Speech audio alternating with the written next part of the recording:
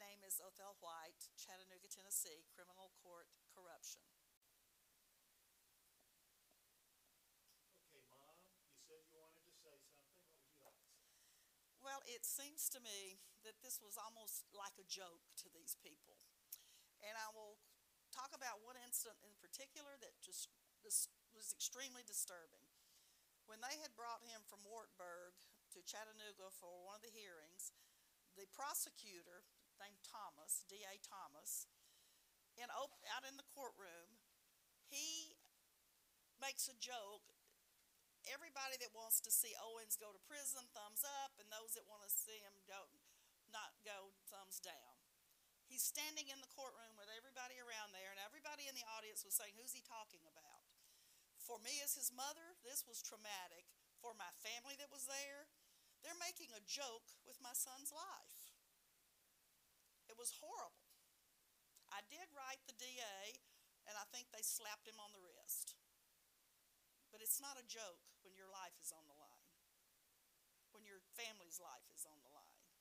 Is this guy still working there? I don't think he is.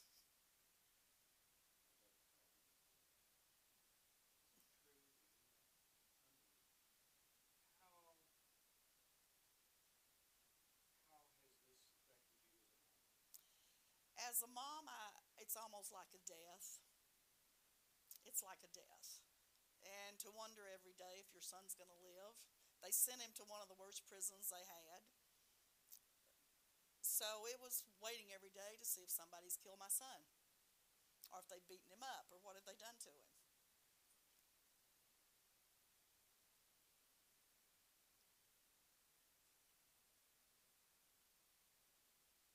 it true that you've been involved in trying to get the evidence that he would be able to use to claim his innocence? I was told when he went to prison by a friend of mine that was involved in law a lot to go find every scrap of paper pertaining to the case, the warrants for arrest, everything, transcripts.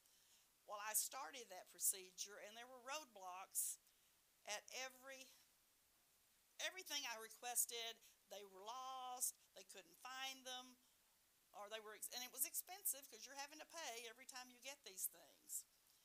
And I made many trips before I was able to gather up the material that we did finally get.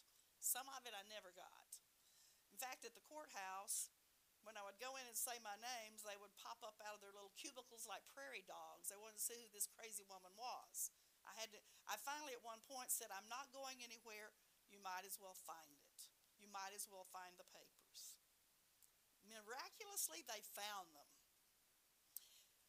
What was your reaction when you read what the judge said that your son, who was in prison, had not committed the crime? I wanted to go out in the middle of the courthouse and start screaming. You need to do my intro. Oh, okay, I'm sorry. Your reaction's great. Put that precedent so we can use it. When I read that transcript saying my son hadn't committed a crime, I wanted to go out in the middle of the courthouse and start yelling to people. Go get your transcripts, read your transcripts. Go get all the paperwork, because don't let this happen to you. I mean, you'd have had to have been an idiot to know that and not do anything. We had no idea what the attorney and the prosecutor and the judge were doing. And we were still naive enough to think that this was the law. That's the sad part of it. We were that naive until we got that paperwork. We couldn't understand it, how he could have bankruptcy. But we were still naive enough to think, this is our laws, we have to abide by the laws. And we find out this is not our laws. This is some people in Chattanooga, Tennessee with a little power that pushed it past the limit.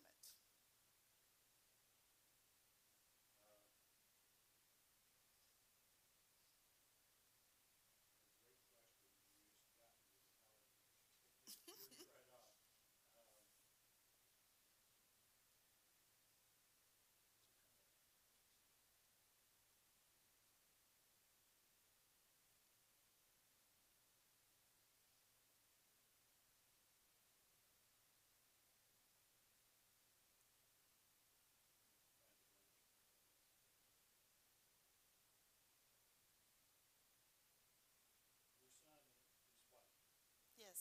son's white.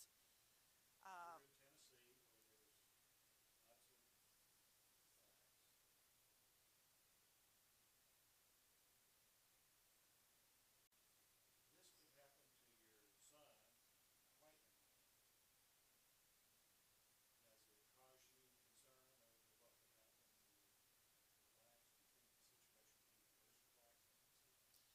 my son is a white man, and if this could happen to him, my heart goes out to the blacks because I had to sit in courtrooms a lot.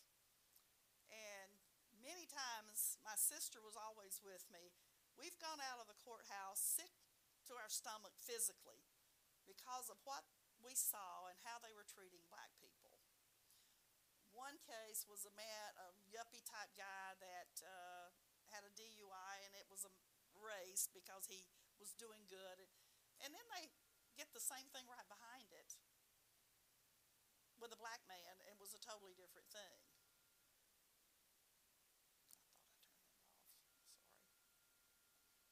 I thought I turned that off. Sorry. Why won't he get picked up? Well,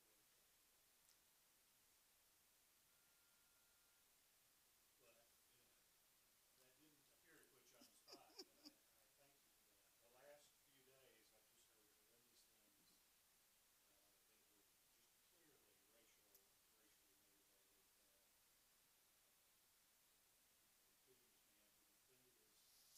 who was going to be killed, and shot a man and killed himself in defense.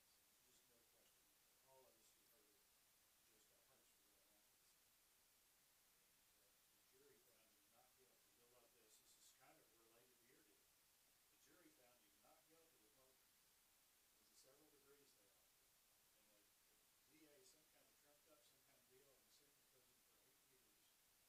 kind of trumped up some kind of deal and sent him to prison for 8 years for a charge that's only supposed to be an aggravation of some form of a murder conviction.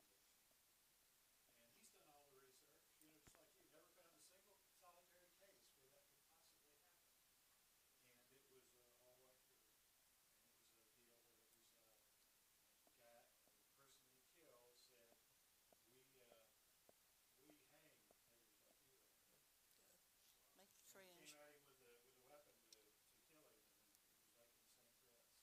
And the guy stepped out of his truck and held at port arms a shotgun and said, "Man, back off, and I'll go down the road and leave you alone. You go down the road, we'll leave me alone." It's two truckers. And the man that we interviewed turned to get in his truck, and the guy charged him, and he turned around. And he just broke down crying. Has anybody got in touch with you about the Ed Kendrick case? Edward Kendrick? Yeah, That was my good friend. He's actually, I think I mentioned it Wednesday one time. yeah, we He's did actually, mention, and I started to say, yeah, he helped me in the law library. Because when I first came in, he's got people coming at him from all angles. yeah. Help me do this, help me do that. And when I finally brought him the transcripts and he read that, his case was out of Hamilton County, he freaked out.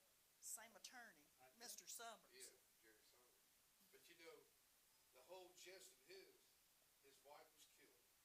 And I've read his transcripts and everything. We got to be real, real good friends. But this weapon goes off that's known to go off, a Remington rifle. It's known to go off. Well, he said he's getting out of the car, shot and killed his wife. An hour later, the officer that arrested him, bringing that same weapon in to, evidence, shoots himself in the foot with the same thing by bumping. They never let that in the court. And the guy couldn't remember that he got shot. I was at Ed's hearing. We've been to all those hearings they've had for Ed. Leonard Heatherly, does that name ring a bell? I think he's coming at 3:30 to talk about Ed Kendrick. Oh, is he?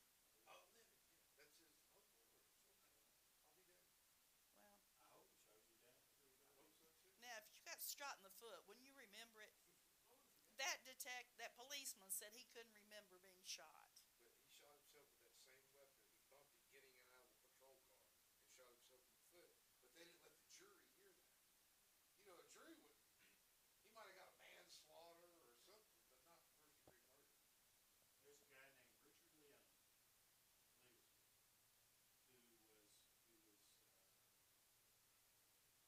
has a disorder. I think it's maybe bipolar, but he takes medication for it.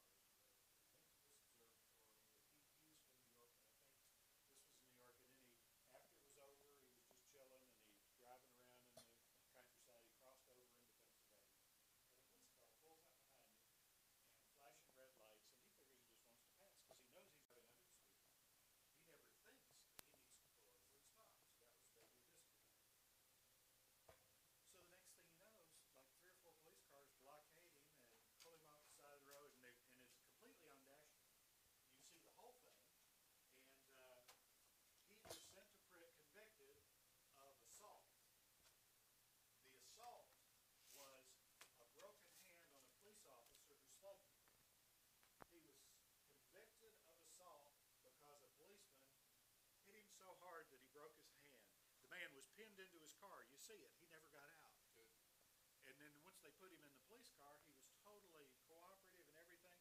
They beat the hell out of him in the hospital when he tried to get a nurse to get somebody to help him, saying these police they completely just darn near killed him. And somebody has come to his aid, and it looks like maybe